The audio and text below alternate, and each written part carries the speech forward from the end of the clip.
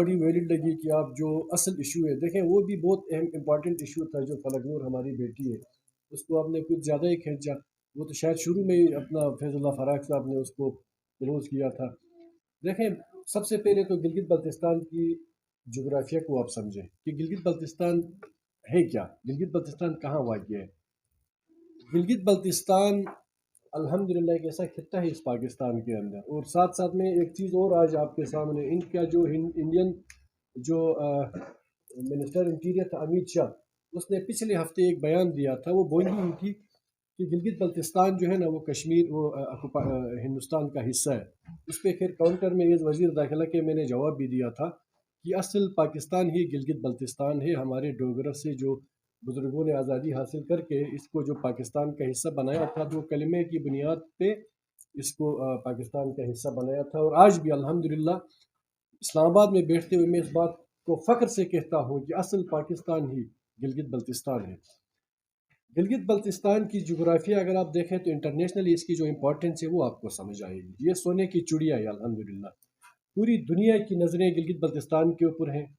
China کا border وہاں پہ لگتا ہے، انڈین ہمارے ساتھ ہے، آپ کا افغانستان وہاں پہ بارڈر ان کا لگتا ہے، تاجکستان، رشین، بہت ساری اسٹیٹس وہاں پہ واخان وغیرہ کی جغرافیہ وہاں پہ ٹچ کرتی ہے.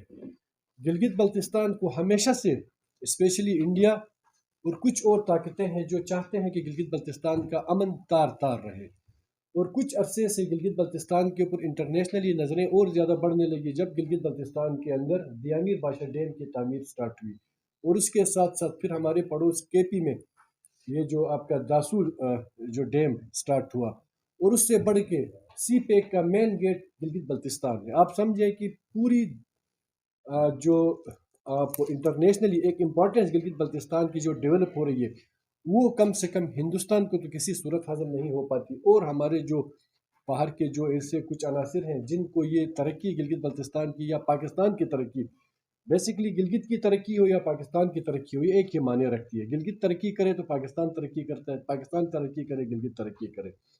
اس حوالے سے اس سے پہلے بھی آپ کو پتہ ہے ایک بس کے اندر ایک بلاسٹ ہوا پچھلے 1-1.5 سال پہلے جب داسو میں، وہ بڑا حادثہ تھا. اور ابھی چونکہ بشام میں وہاں پہ ایک خودکش دھماکہ کار جا کے ٹکرائی، ہمارے چینی جو انجینئرس تھے 5 وہ پھر اس دنیا سے چلے گئے. اس کی بھی ہم بھرپور مذمت کرتے ہیں جو بھی اس پہ کردار تھا.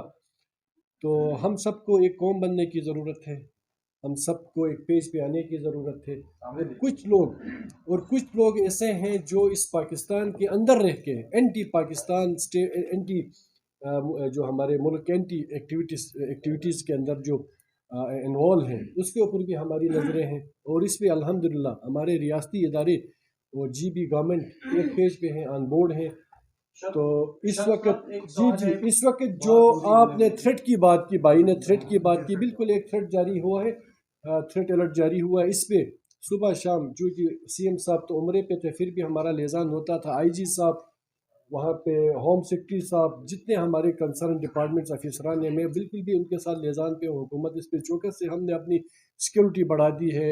جو ہمارے مین جو ان آؤٹ چیک پوائنٹس ہمارے ہیں وہاں پہ ہم نے ایون کہ ہم نے کوئی خدا نخواستہ کوئی فیمیل کی شکل میں یا کوئی برقع پہن کے بھی اگر جی بی میں داخل ہونے کی کوئی کوشش کرے گا تو ہم نے وہاں پہ لیڈیز جو ہماری پولیس ہے ان کی بھی ڈپلائمنٹ ہم نے کی ہے. اور اس پہ بھرپور ہمارے انٹیلیجنس ادارے ہمارے ساتھ سپورٹ میں ہیں. اور مجھے اللہ کی ذات پہ یقین ہے کہ ہم اگر ایک قوم بن کے ساتھ رہیں تو دیکھیں، دہشت گرد کی تو ان کا تو کوئی مذہب یا ان کا کوئی ٹھکانہ نہیں ہوتا. ان کا ایک ہی مقصد ہے کہ اس پاکستان کو کھوکھلا کیا جائے. آج کی اس پریس کانفرنس کی وساطت سے میں آپ تمام دوستوں کی وساطت سے یہ پیغام دینا چاہوں، انشاءاللہ پاکستان ہمیشہ سے قائم اور دائم رہے گا. پاکستان وقتی طور پہ پولیٹیکلی چیزیں اوپر نیچے ہو جاتی ہیں، لیکن چونکہ ہم ایک آئٹمی پاور رکھتے ہیں، دنیا میں مسلمان پہلا ملک ہے جو آئٹمی پاور رکھتا ہے، اور ایک انتہائی مضبوط فوج الحمدللہ ہم رکھتے ہیں. تو کوئی بھی دشمن اگر اس طرح کی چھوٹی موٹی وارداتیں کر کے یا دہشت گردی کر کے اگر یہ سمجھتا ہے کہ پاکستان ڈی اسٹیبل ہو تو کسی صورت وہ اپنے مضمون مقاصد میں کامیاب نہیں ہو سکے گا. اور گلگت بلتستان کا امن ہماری اولین ترجیح ہے. گلگت بلتستان کے امن کے لیے چیف منسٹر حاجی گلبر خان صاحب وقتاً فوقتاً جو بھی ہمیں ہدایات جاری کرتے ہیں، چاہے وہ محرم الحرام کا ہمارا بڑا سینسیٹیو ہوتا ہے लोकली कोई सेंसिटिव नहीं है, बाहर का हाथ यहाँ पे आके इसको सेंसिटाइज करने की कोशिश करता है। या फिर माह रमज़ान में आपको पता है बड़ी गैदरिंग्स होती हैं, तो दुश्मन ताक में बैठे ये कोशिश करता है कि हम किसी तरीके से गिलगित बल्तिस्तान को के अमन को तार तार करें, ताकि पाकिस्तान एक मुसीबत से दो चार हो जाए। ऐसा किसी सूरत या कतई तौर पे हम होने नहीं देंगे इंशाअल्लाह। थ्रेट अलर्ट ज़रूर जारी हुआ है, लेकिन उसके काउंटर में हमने अल्हम्दुलिल्लाह अपने सिक्योरिटी फोर्सेस को, अपने रियासती इदारों को के साथ इंशाअल्लाह हम ऑन बोर्ड हैं।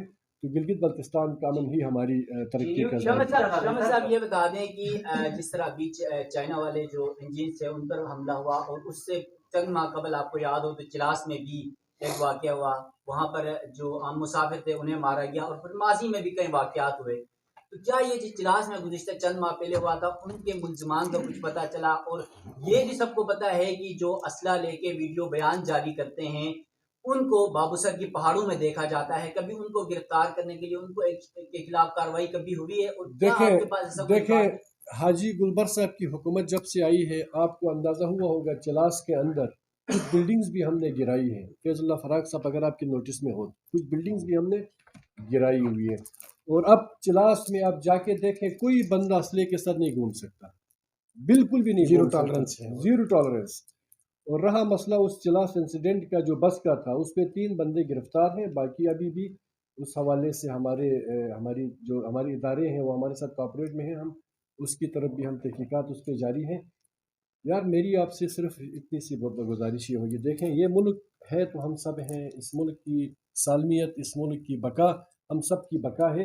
हम पिन पॉइंट एक केस को करके एक प्रेस कॉन्फ्रेंस करें, उसके बाद हम जाके खरगोश की नींद सो जाए, ऐसा नहीं हो सकता। बहैसियत कौम के हम सब ने मिल के इस जंग के खिलाफ हमने जहाद लड़नी है। जो हमारी पाक फौज फ्रंट पे लड़ती है हम उसके पीछे खड़े हो जाए, हम इस जंग के खिलाफ अपना भी हिस्सा डालें। जो दहशत गर्दी इस वक्त मुल्क के अंदर मुख्तलिफ कोनों में करने की कोशिश की जा रही है, तो हम सब मिल के इसको डिस्करेज कर सकते हैं बहैसियत कौम के। Thank you.